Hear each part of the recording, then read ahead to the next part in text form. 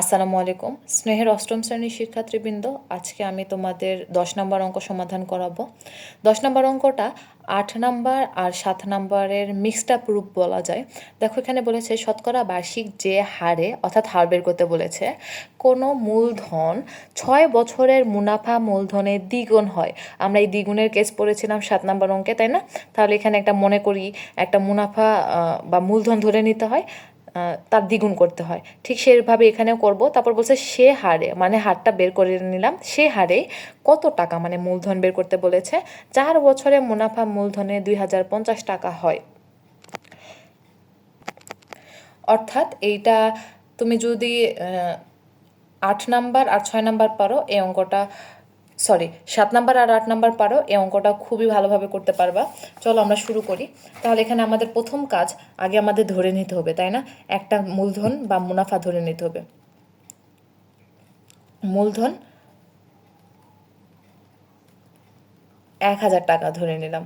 তারপরে আমাদের কোশ্চেনে বলেছে সময় দেওয়া আছে আমার 6 বছর।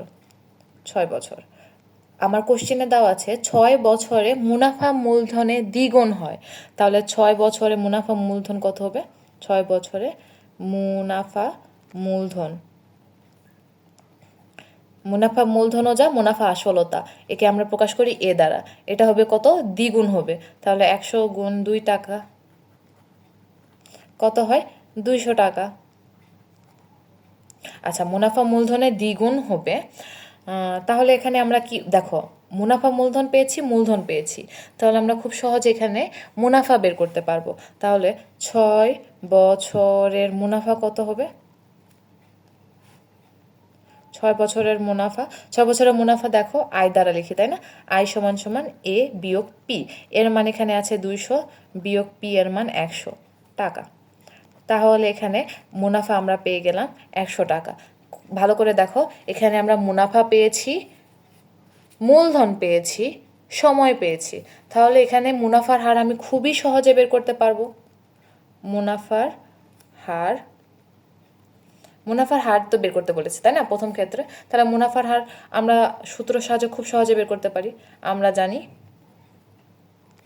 আই সমান পিআরএন। তাহলে আর সমান কি হবে? I divided by PN. আয়ের মান কত? আয়ের মান এখানে 100 টাকা, পি এর মানও 100, এন এর মান 6। 100 100 কাটা যাবে, তাহলে 1/6, তাই না? 1/6 ক্যালকুলেশন করি আমরা, দেখো 1/6 কত আসে? 0.167। এটাকে আমরা পার্সেন্টে কিভাবে করব দেখো, তার সাথে শুধু 100 দ্বারা গুণ করব।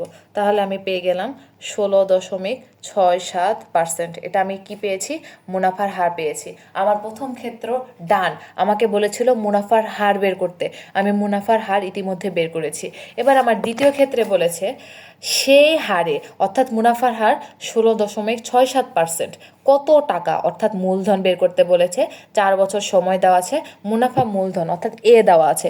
আমরা ঠিক এই দ্বিতীয় ক্ষেত্রের অঙ্কটা করব আমরা কিভাবে? ঠিক আমরা করব 8 নম্বরের মতো করে। তাহলে কি লিখব দেখো, দ্বিতীয় ক্ষেত্রে মুনাফার হারটা কত?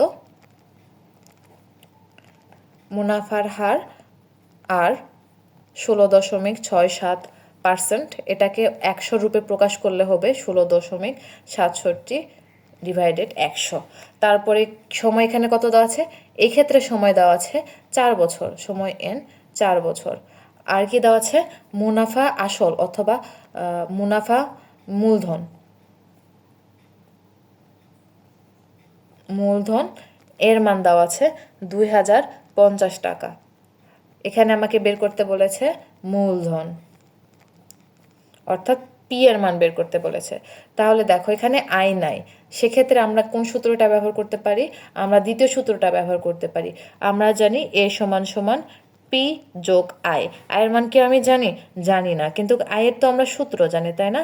আয় সমান সমান পি আর এন। তাহলে এখানে আবার সূত্র বসায় দাও, পি আর এন, দুই ক্ষেত্রেই পি আছে, তাহলে আমরা খুব সহজে পি কমন নিতে পারবো।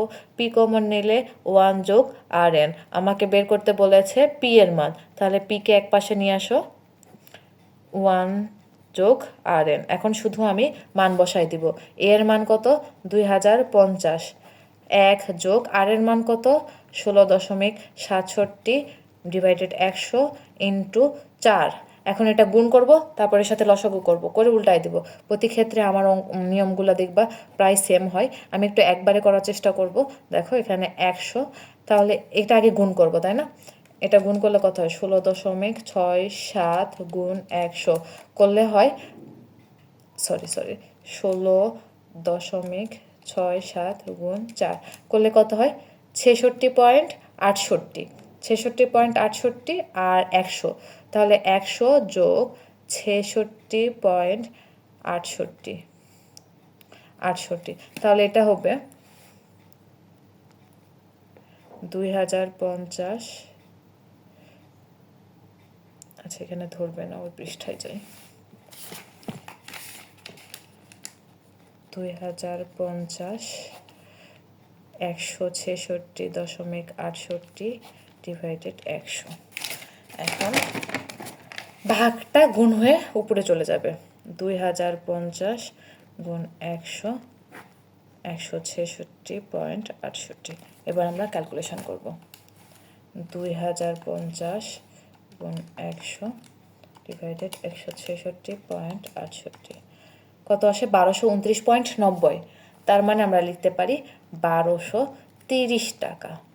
অতএব নির্ণয় মূলধন কত? 1230 টাকা।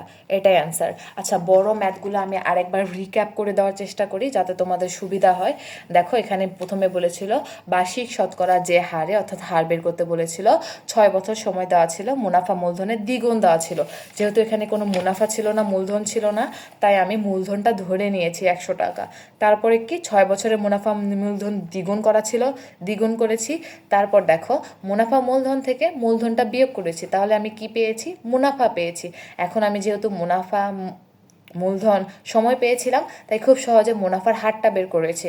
মুনাফার হারটা কেন বের করলাম? কারণ ওরা আমাকে বলেছিল দ্বিতীয় ক্ষেত্রেও মুনাফার হারটা বের করতে বলেছিল, সমান মুনাফার হারটা ছিল। তাহলে দ্বিতীয় ক্ষেত্রেও কি করলাম? দেখো দ্বিতীয় ক্ষেত্রে মুনাফার হারটা লিখলাম, লিখার পরে সময় ছিল দ্বিতীয় ক্ষেত্রে কত? 4 বছর। দ্বিতীয় ক্ষেত্রে মুনাফা মূলধন দেওয়া ছিল 2050 টাকা। সেক্ষেত্রে আমি কি করেছি? আবার দ্বিতীয় সূত্রটা অ্যাপ্লাই করেছি, কারণ আমার কাছে কি চেয়েছিল? মূলধন চেয়েছিল। তারপরে আমি সূত্র প্রয়োগ করেছি, কমন নিয়েছি, তারপরে শুধু ক্যালকুলেশন করে গেছি। দেখো ক্যালকুলেশন করার পর যা পেয়েছি সেটাই আমার নির্ণয় মূলধন। আশা করি বুঝতে পেরেছো।